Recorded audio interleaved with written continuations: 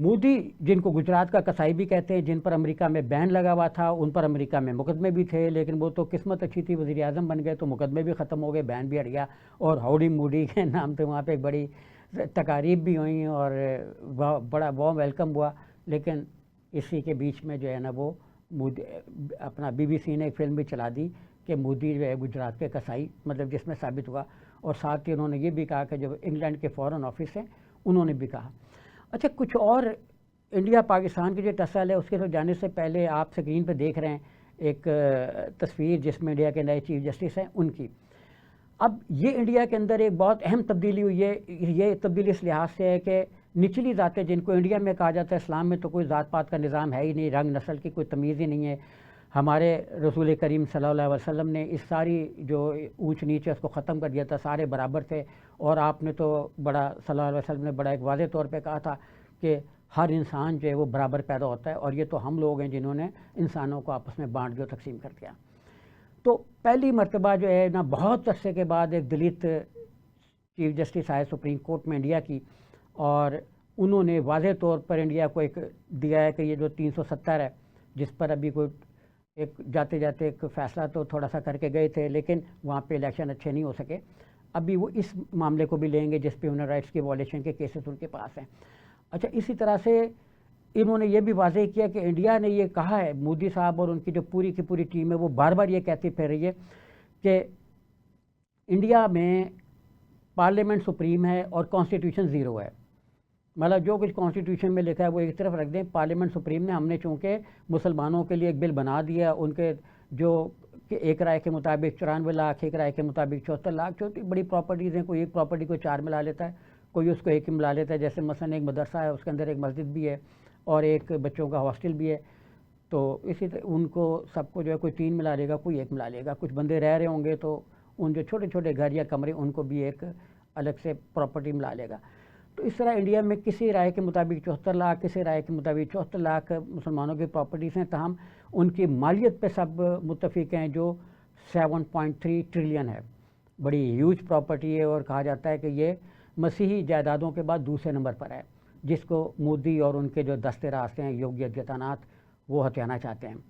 क्योंकि इसका एक बड़ा पोर्शन जो है वो यूपी में, बिहार में, इधर उधर है। तो इन रियासतों में ज़्यादा है, झारखंड में, हैदराबाद में, उनके रियासत तो नहीं है लेकिन शहर है, उसमें भी बहुत ज़्यादा प्रॉपर्टीज़ हैं।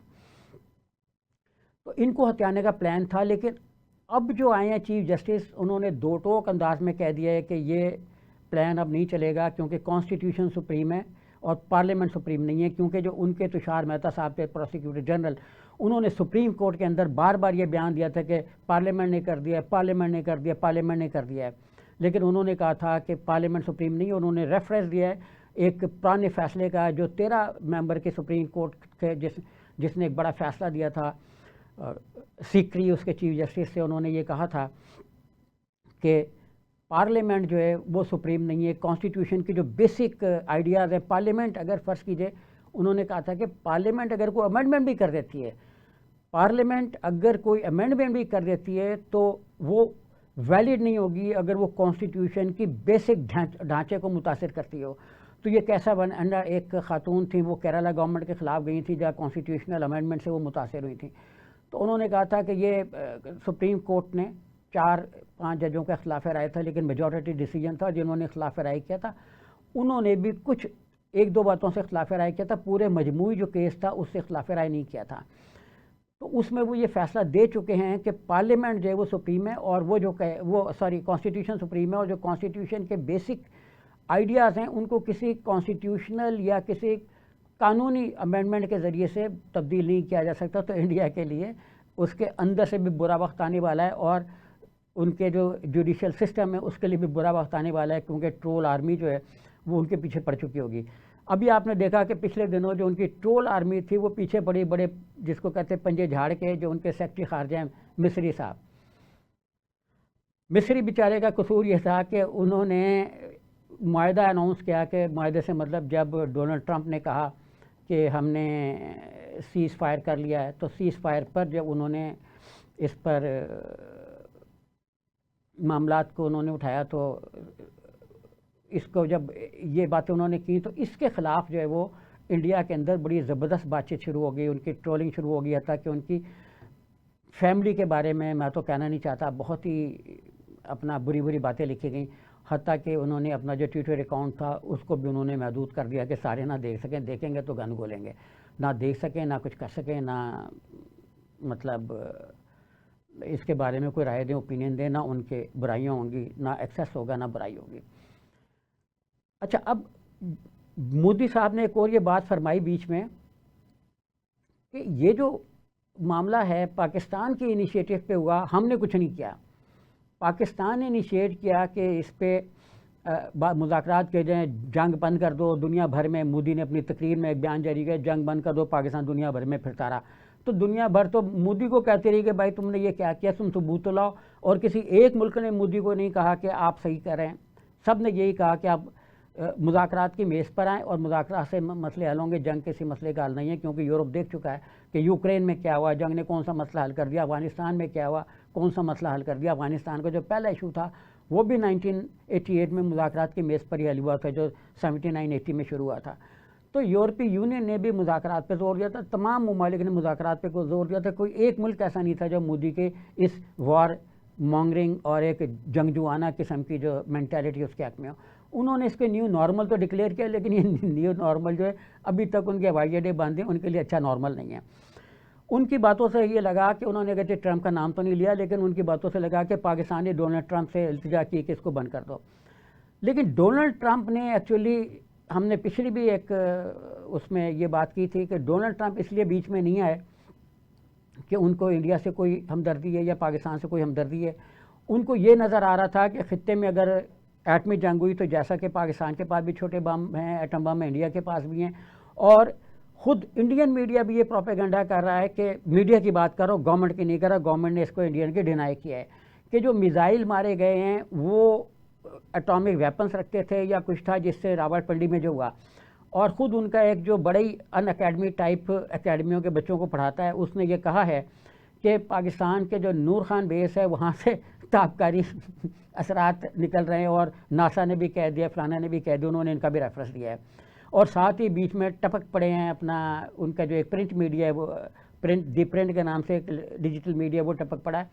उसके जो बानी वो पैसा बड़ा खा रहे हैं, टाटा से ले रहे हैं, बड़े बिलियनियर्स हैं उनसे ले रहे हैं, और उसमें एक साबिक सदर भी इंडिया के, वो भी उसके फैमिली भी फाइनेंस करती रही है।